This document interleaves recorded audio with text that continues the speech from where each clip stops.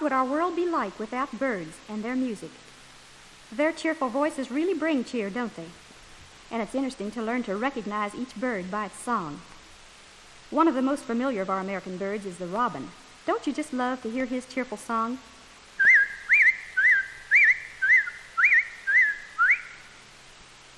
The robin is easily recognized by his dark gray back and his brick red breast. You know, the robin belongs to the thrush family and is really the largest of the thrushes. He is about 10 inches in length. Have you ever heard a robin singing early in the morning, just before dawn? Or have you noticed him singing in the evening, when it seems as though he is singing a good night song to the world?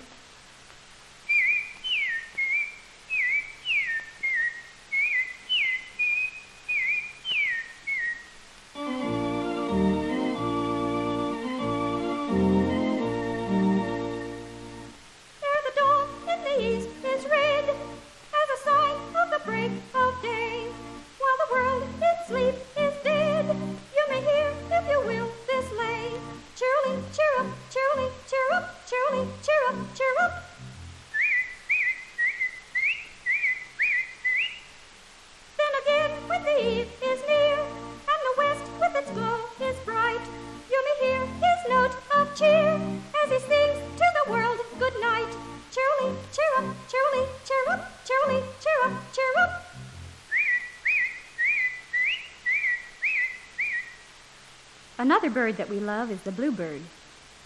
He is also a thrush with a red breast, but with a pretty blue back. The bluebird is smaller than the robin, but a little larger than the English sparrow. The bluebird is one of the first heralds of spring. His song is a clear, mellow little warble which sounds like he is saying, "Purity?" Or perhaps "so cheery?"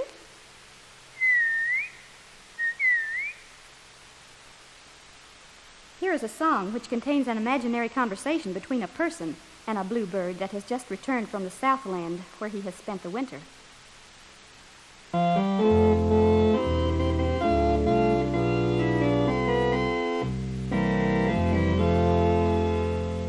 Frail little wanderer, where have you been? Life has been dreary since you were seen. I've been a-traveling all winter long. With song, dear little bird with the wings of blue, breast that is tinged with the sunset hue. We hear your song and we welcome you, so cheery, so cheery.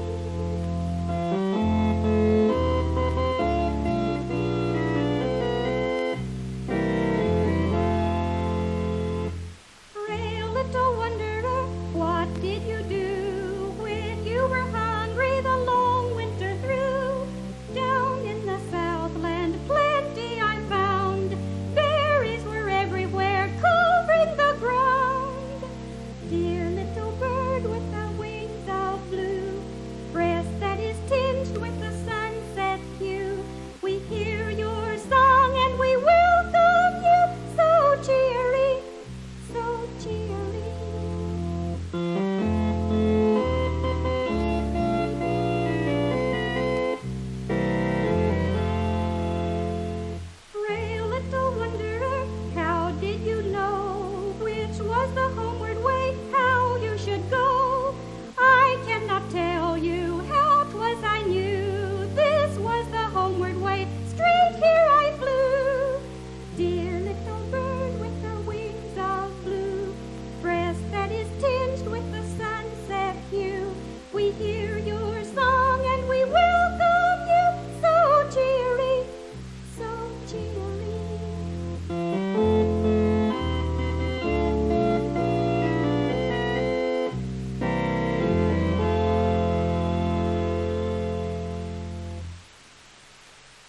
In the early spring, about the time you see your first robin or bluebird, isn't it thrilling to hear the song of the red-winged blackbird? Oncolee, conqueree. This bird is about the size of a robin, and as his name suggests, is black, with red, yellow-edged patches on the bend of his wings or shoulders. The red-winged blackbird is to be found around marshes and swampy places. If you get near his nest, you may suddenly find Mr. Redwing fluttering about above your head, screaming, "Zeek! Zeek! Zeek!" listen to the red winged blackbird song.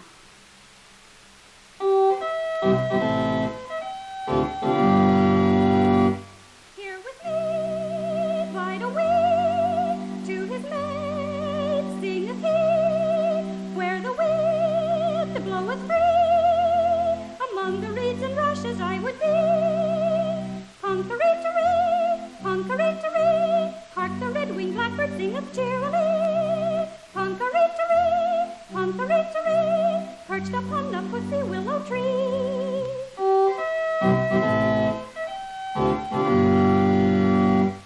Uncle-lee, conqueree, still he sings cheerily.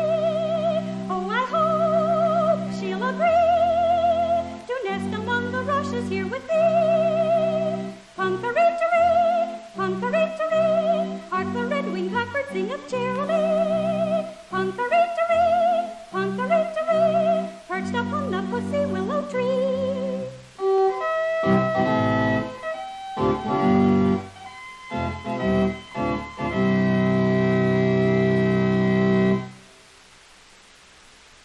Did you ever hear a sound like this?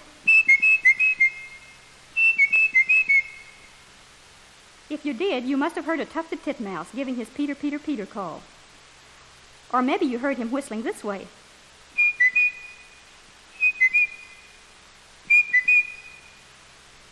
The tufted titmouse is a small mouse-gray bird with a tuft on his head and chestnut flanks.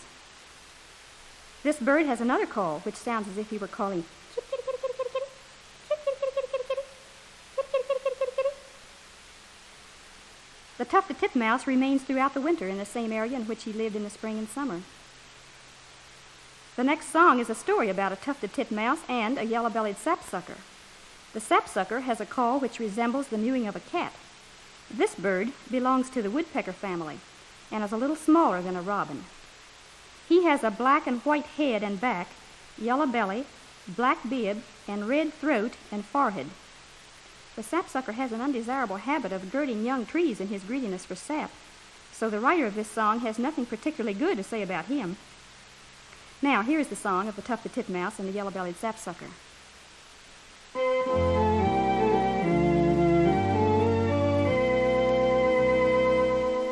I've had a strange adventure. It happened yesterday. As I was roaming through the wood, I heard not far away. Me-you, me-you, kitty, kitty, kitty, kitty, kitty, kitty, kitty. Me-you, me-you, kitty, kitty, kitty, kitty, kitty, kitty. Oh, I cried, poor pussy's lost. Her mistress must be calling her. But though I looked in every place, I could not see a sign of her. I turned away bewildered. Where could poor pussy be? When all at once I heard again from out the tallest tree. Me-you, me-you, Peter, Peter, Peter, Peter, Peter, Peter. Me-you, me-you, Peter, Peter, Peter, Peter, Peter, Peter. Oh, ho, I cried, the secret's out. The tufted titmouse oft I've heard. But where's the cat?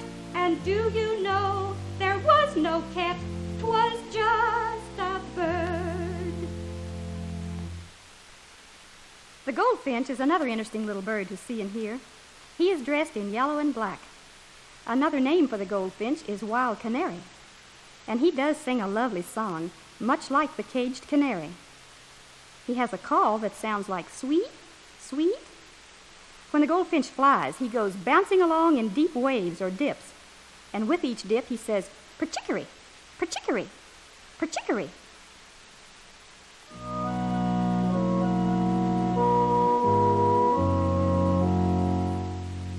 Oh, the goldfinch song is sweet, sweet, sweet, with love and joy replete, as he greets his lady fair. But another song he sings, as across the fields he wings. 'Tis per-chicory, per-chicory, as he rides upon the air. Sweet, sweet, from the tree he sings. But per-chicory, per-chicory, as across the fields he wings.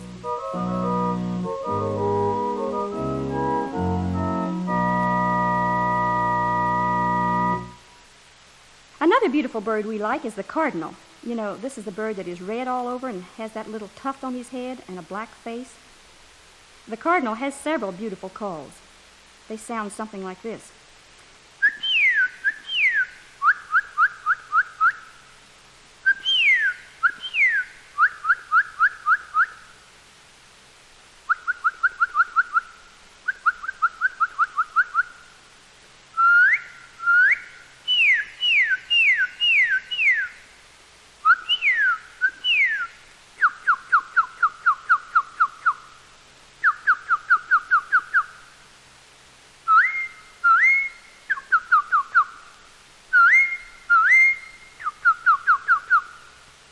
Clarine was playing outside her home and heard a cardinal calling. She went in to her mother and said, "Mother, there's a bird out there saying, 'Clarine, Clarine, tut, tut, tut, tut.'" The next song is about a bird that sings in the nighttime. The great horned owl. This bird is almost 2 feet long and the largest of the owls. It might be an interesting experience, to say the least, to be camping in the woods in the nighttime and to be awakened from sleep by the weird hoot of the great horned owl. To a child, this experience might well be frightening, but how comforting to know that Mother is near and the owl will not harm you.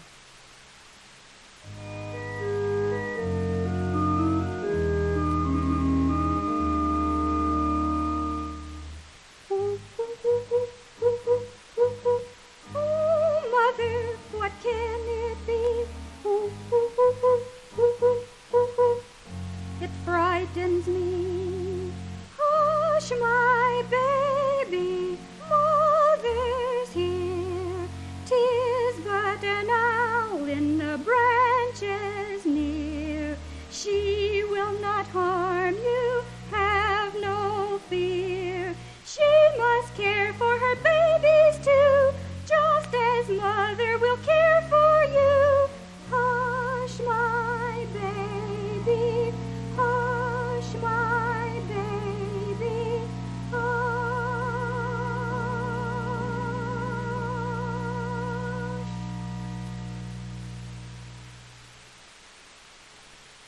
Have you ever seen an indigo bunting? This little bird is smaller than an English sparrow and a beautiful indigo blue. He has a sweet little song that might make a good lullaby.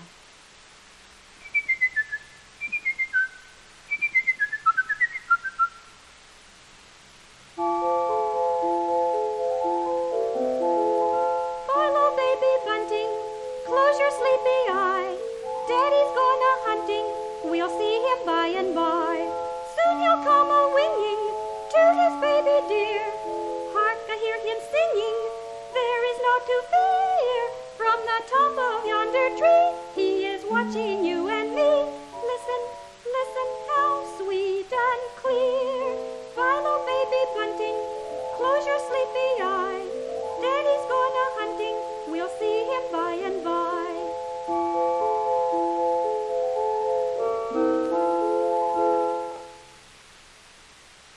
Don't you love the delightful whistle of the bob white? Some people may call him quail, others partridge, but he has named himself by his call. This plump chicken-like bird is 10 inches long. He is dressed largely in reddish-brown tones with a white throat and a white line over his eye. The bob white is very useful, destroying many harmful weed seeds and insects.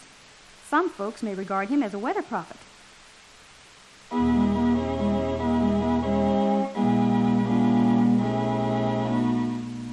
Pray, can you tell what the weather will be, Bob White? Wise weather prophet, oh, what do you see, Bob White? All indications would seem to say more wet. I feel that a shower is on the way, so more wet.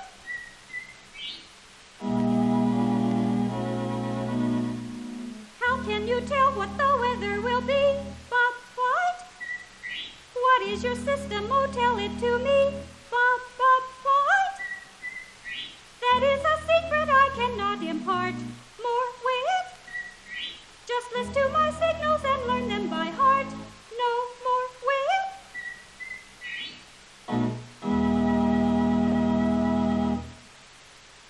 One bird that is exciting to see and hear is a Baltimore Oriole. This bird is a little smaller than a robin. Mr. Oriole wears bright orange and black colors. and Mrs. Oriole weaves a very fine hanging nest, fastening it securely to leaves and twigs. So these birds have been known by other names, such as golden oriole, golden robin, firebird, fire hang nest, and hang nest. Orioles are very useful birds because they eat many caterpillars and harmful insects. However, a small part of their diet is made up of fruit. The Baltimore Oriole is a talkative bird. When he sings, it sounds as if he were saying things.